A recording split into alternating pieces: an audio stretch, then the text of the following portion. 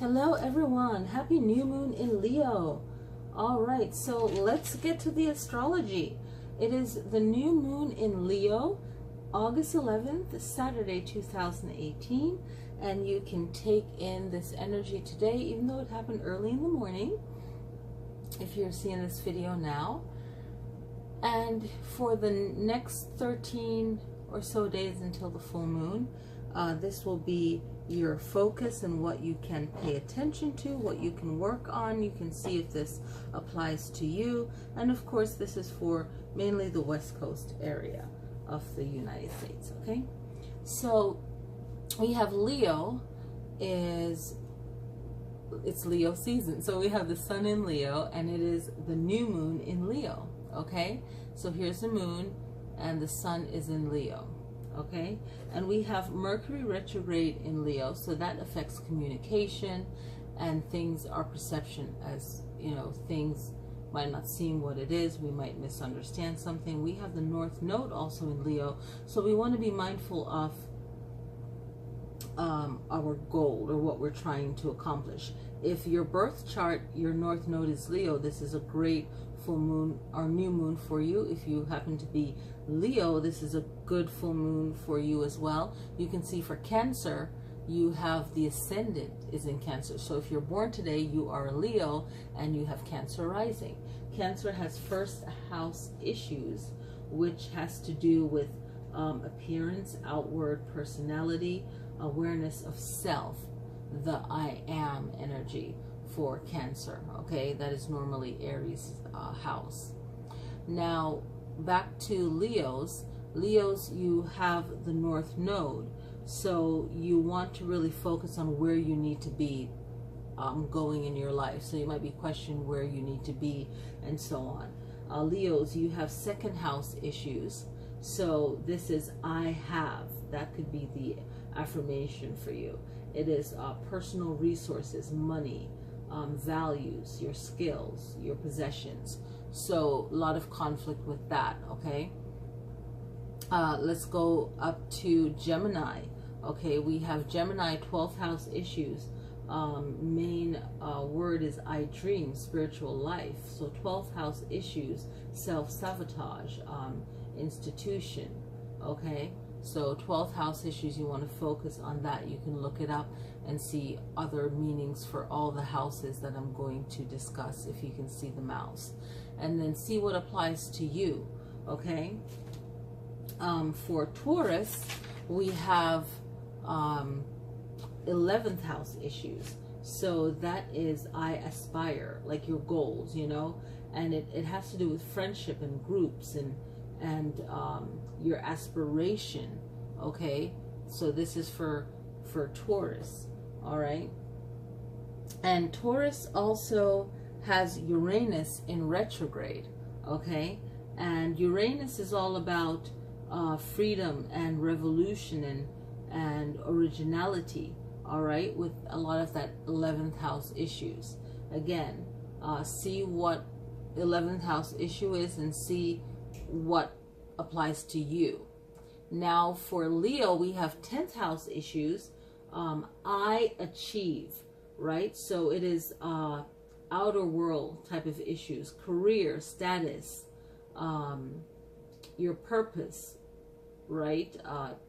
Taking control or power, right? So this is the Aries issue right now. Aries has the 10th house issues, and you have Chiron, the wounded healer, okay? So Chiron is this issue, and having it in the 10th house is pretty unique. It's kind of like Aries might be feeling like they can't succeed no matter what they do, or something is misunderstood when you have that 10th house issues with Chiron in the 10th house, the wounded healer, the inner teacher.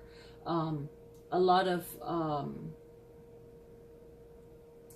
try not to be try to be proactive rather and assertive to what your goal is, and really just staying focused to that within this lunar time frame, okay?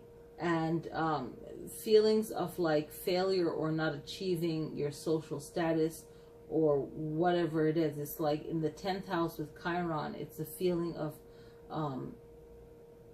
not really living up to what you want. But don't take it personal. This is just the time frame for all Aries and especially Aries rising with the Chiron. Okay, and you have Pisces. You're in the MC, so you're getting a lot of attention whether you want it or not for Pisces. And you have Neptune retrograde, and Neptune is retrograde, but you have the 9th house issues, which has to do with I explore, like expanding your horizon, maybe higher education, maybe you want to read more or publish something for the Pisces, maybe something to do with travel, spirituality, law, education, higher learning, something of that nature for Pisces with Neptune, okay? And again, the 9th house issues of exploring, okay? Explore. Then Aquarius is opposite sign for Leo. You have the South Node, okay? So it's like past life experiences or past relationship. And you have Lilith, which is kind of like how you deal with situations that are stressful or emotions, as Lilith is pretty much like a mathematical point by the moon, right? So we have to be mindful of that for Aquarius. Aquarius also has Mars retrograde, so be mindful of being upset or arguing with anyone for Aquarius. You have 8th house issues, which is have to do with really calculating things and sharing resources. The 8th house is normally Scorpio's house of sex, death, letting go, reincarnation, birth, death, money, sharing things, learning things the hard way, really fighting for yourself. Now, Capricorn has 7th house issues, which is marriage and other partners, relationship. So partner, awareness of others. So Capricorn is dealing with relationship issues, 7th house issues. Capricorn is dealing with Pluto retrograde and Saturn retrograde as well. So here we have Pluto retrograde, and we also have Saturn retrograde as well. So Pluto is about transformation, power, okay? And then right here, and then when we have this energy for Capricorn, you're also getting a little bit of Saturn as well. So that Saturn energy is also there for you, okay? So now we're moving on to Sagittarius, and Sagittarius is having 6th house issues with work, health, service. It's like you are focused on your daily life, things within your daily life that you can improve within yourself. Okay, the 6th house wants you to improve yourself, okay? And Sagittarius is also dealing with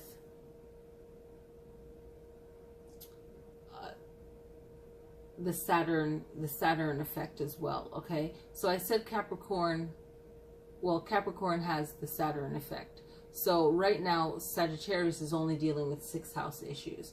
Okay, some of you might feel a little bit of Saturn, not necessarily because it's in Capricorn. If you're Saturn with Capricorn rising, you'll feel the Saturn energy. But mainly Sagittarius is dealing with 6th house issues, which has to do with work, your health, and just self-improving yourself, okay? Now we move on to Scorpio, and Scorpio is dealing with Jupiter issues, and Jupiter is about expansion, not really feeling trapped, having optimism and options, and your own personal happiness is what Jupiter is all about. So Scorpios might be feeling more lucky, being more lucky, really feeling good, like things are looking up for you guys. The fifth house issues has to do with romance, okay, and personal creativity, and things to do. If you have kids, then you'll find some issues with that, but you're making it more fun and more creative.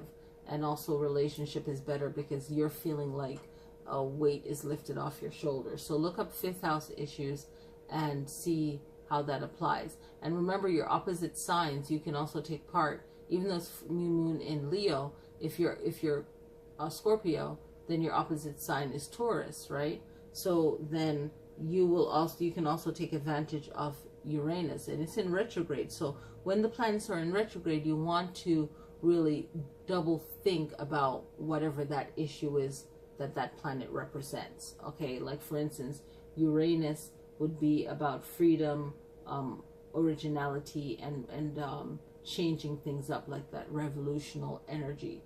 You know, you can have a personal revolution, changing up whatever you feel you need to, and 11th house issues. So remember your opposite signs, okay? Libra is having Venus, okay, retrograde, okay? So with the Venus retrograde in the fourth house is home, family, any kind of inner security. Nurture yourself is basically for Libra, and really making your home even feel more comfortable where you are, and everyone around you feel comfortable. And Venus is about love, and you're feeling love and receiving love, okay? You have Virgo having third house issues, and third house issues is, I think, okay, that Gemini, mental, a lot of thinking, learning, communication. So a lot of creative time right now for Virgos, okay? So we just went through the whole chart, the houses, and Virgo might be feeling like you want to be more private, okay? A time for you to feel like, okay, I really don't want to, even if you have to be public, you seek out more private times for yourself, okay?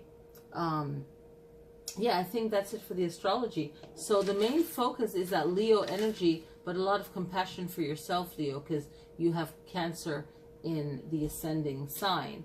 And you want to think about, for Leos and everyone, you want to think about a little bit about any kind of inner conflict of your passion, and what are you passionate about, and if you're having conflicts about that, and friendship issues, and to seek a way to express yourself that is creative, Leo, and everyone can benefit from that, okay?